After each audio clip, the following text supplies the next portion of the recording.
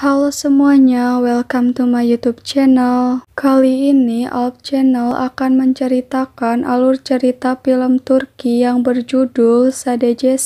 Film ini dirilis pada tahun 2014.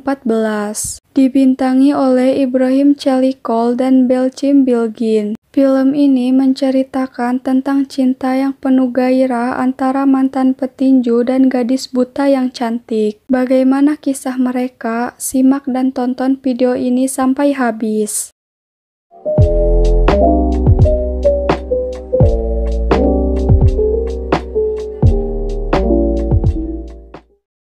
Film ini diawali dengan Ali yang bekerja di tempat parkir. Ali yang diperankan oleh Ibrahim Çelikol. Kemudian gadis buta datang. Ali merasa bingung karena gadis ini memberikan makanan padanya. Gadis itu mengira Ali adalah Paman Jia.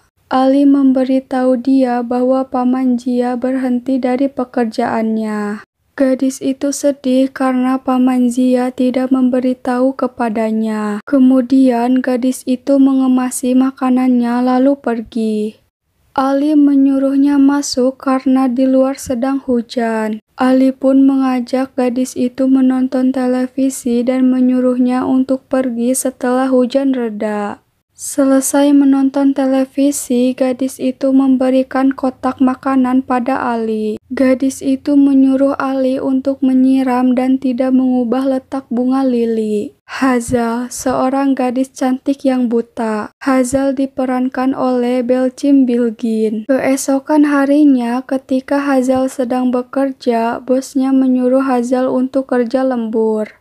Hazal khawatir saat bosnya memegangnya. Kenan diperankan oleh Levent Sulun. Dia merupakan bos Hazal. Ketika Ali sedang menunggu temannya mengantarkan galon air, Ali diusir oleh Turan. Turan merupakan pelatih tinju. Turan diperankan oleh Jesmi Basken. Sally membawa Ali masuk.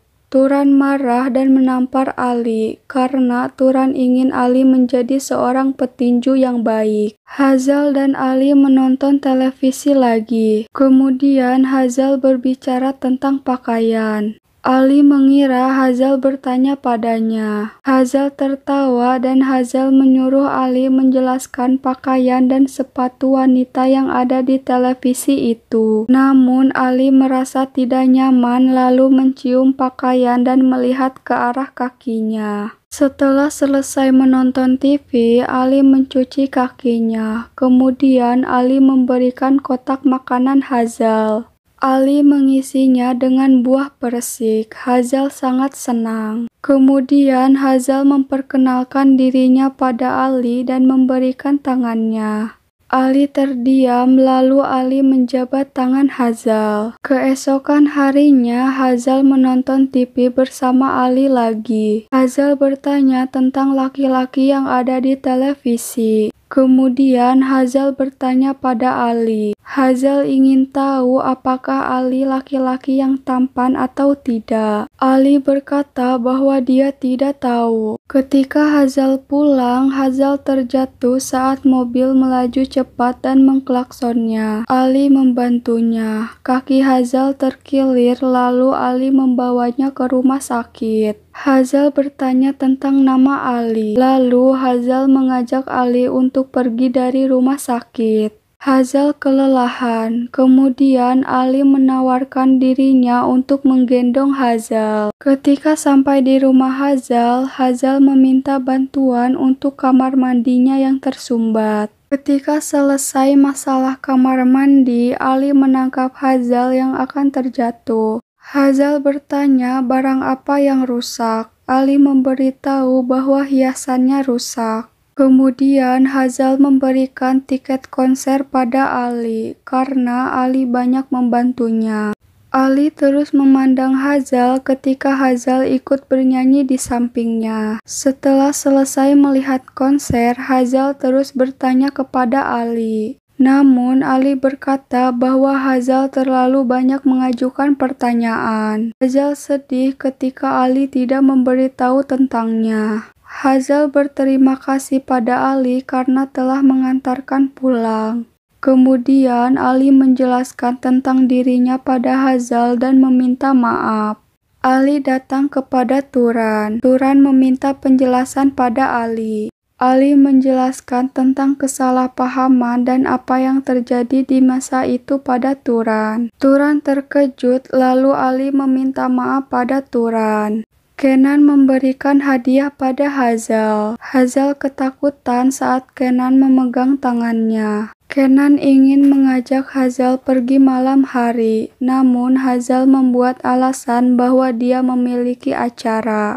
Ali memperbaiki patung hiasan Hazal yang rusak. Ali terus memandangnya. Ketika Hazal pulang, Kenan telah menunggu Hazal di rumahnya. Kenan mabuk dan mengungkapkan perasaannya pada Hazal. Kenan mengambil hadiah yang diberikannya pada Hazal. Kemudian Kenan memakaikan kalung pada Hazal. Hazal ketakutan saat Kenan memegangnya.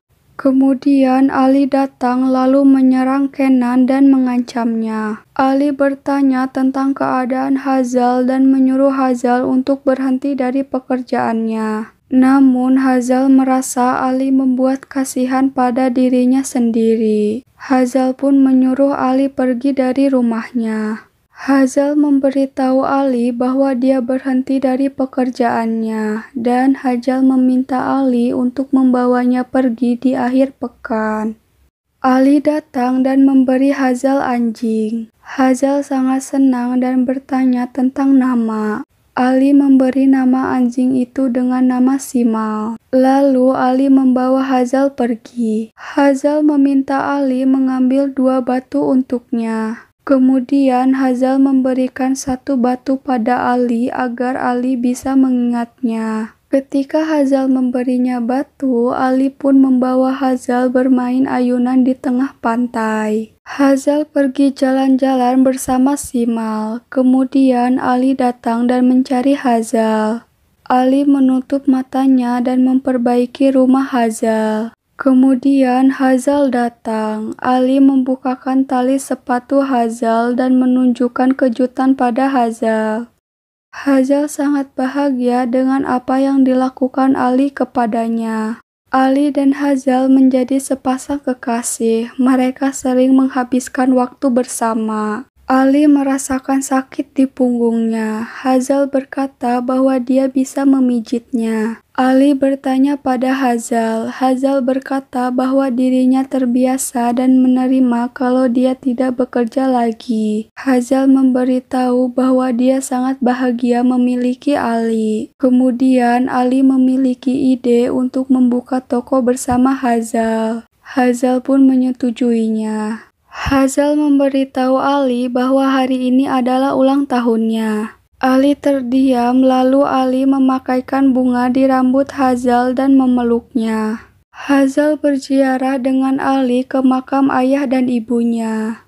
Hazal memperkenalkan Ali pada mereka. Ali pun bertanya sebab ayah dan ibu Hazal meninggal. Hazal menceritakan kejadiannya pada Ali. Ali menangis karena kejadian tersebut berhubungan dengannya. Ali melihat rumah Hazal berantakan. Ali berlari ke rumah sakit. Hazal memberitahu bahwa dia terjatuh. Dokter memberitahu Ali bahwa Hazal akan kehilangan penglihatan sepenuhnya. Dokter menyarankan Hazal harus segera dioperasi. Ali meminta pinjaman pada Turan dan Zeki, namun uang Zeki dan Turan tidak cukup. Ali terus merasa bersalah atas kejadian yang menimpa Hazal dan orang tuanya. Turan meyakinkan Ali bahwa dirinya tidak bersalah. Ali meminta pinjaman pada Koray. Koray bertanya alasan Ali meminjam uang sebanyak itu. Ketika Ali pergi, Koray menahannya dan menyarankan Ali bahwa dia bisa membantu untuk menghasilkan uang banyak dalam waktu singkat. Ali menyarankan Hazal untuk melakukan operasi, namun Hazal tidak mau karena Hazal merasa bersalah atas kematian orang tuanya. Ali terus meyakinkan Hazal. Hazal pun setuju untuk melakukan operasi. Turan marah saat tahu Ali akan bertanding tinju di sebuah pertandingan. Turan tahu bahwa pertandingan itu berbahaya. Koray bertele-tele saat akan memberikan uang pada Ali. Koray berkata bahwa pertandingan belum selesai dan Ali harus memenuhinya. Hazal berkata bahwa impiannya adalah melihat wajah Ali. Hazal takut Ali tak setampan yang dibayangkannya. Ali berkata bahwa dia jelek, tidak sesuai dengan apa yang dibayangkan Hazal. Kemudian Ali menyuruh Hazal untuk tidur. Keesokan harinya, ketika Hazal akan menjalani operasi, Hazal berkata bahwa dirinya sangat senang karena akan segera melihat Ali. Sebelum berangkat, Ali mengubah namanya menjadi Doğan Yılmaz. Kemudian Ali langsung pergi ke Bulgaria.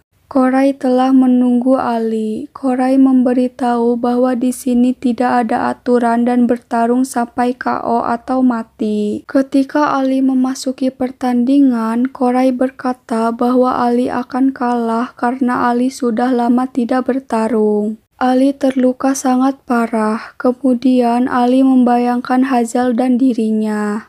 Lalu Ali bangkit dan mengalahkan lawannya. Lelaki itu marah pada Koray dan mengira kalau Koray menjebaknya. Lalu Koray dibunuh oleh anak buahnya. Ketika Ali sudah mendapatkan uang hasil pertandingannya, Ali dibunuh. Uang yang Ali dapatkan diambil kembali. Ali juga dibuang ke laut oleh mereka. Operasi selesai. Dokter menyuruh Hazal untuk membuka perban. Hazal tidak ingin membukanya sebelum dia melihat Ali dan menyuruh semua orang pergi. Seiring waktu berjalan, Hazal menunggu kedatangan Ali sampai dia diusir dari rumahnya. Kemudian kurir datang dan memberikan surat pada Hazal. Ali memberitahu bahwa dirinya adalah penyebab kecelakaan Hazal dan orang tuanya. 1 tahun kemudian, Keram mengajak Hazal makan malam bersamanya. Hazal berkata bahwa dia sudah menikah. Emin menyayangkan tolakan Hazal pada Keram. Hazal menyuruh Emin untuk tidak ikut campur urusan hidupnya. Hazal datang ke rumah sakit untuk merawat pasien. Ternyata Ali masih hidup. Ali menangis ketika melihat Hazal di hadapannya. Hazal bertanya tentang Ali pada Muzaffer.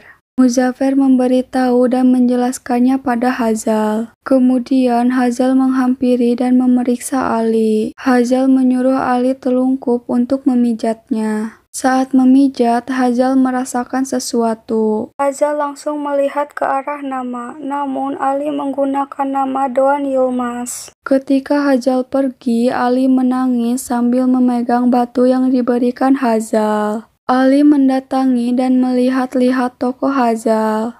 Ali membeli bunga lili di toko Hazal. Kemudian Simal berlari menghampiri Ali dan membuat Ali terjatuh. Hazal menolongnya dan mengingat bahwa dia bertemu Ali di rumah sakit. Ali tidak menjawab, lalu Ali pergi. Saat Ali pergi, Simal terus menggonggong dan memandang kepergian Ali. Hazal bertanya tentang kura-kuranya dan seseorang yang telah datang ke tokonya. Emin memberitahu bahwa Ali membeli tanaman hias.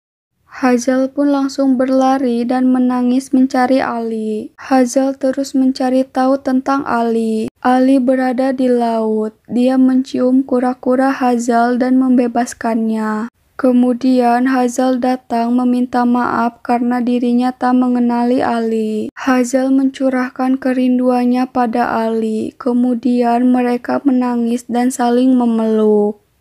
Oke teman-teman, itulah alur dari film Turki Sadece Sen. Semoga kalian suka dan terhibur. Sampai ketemu lagi di video-video selanjutnya. Görüşürüz. Hadi bye-bye.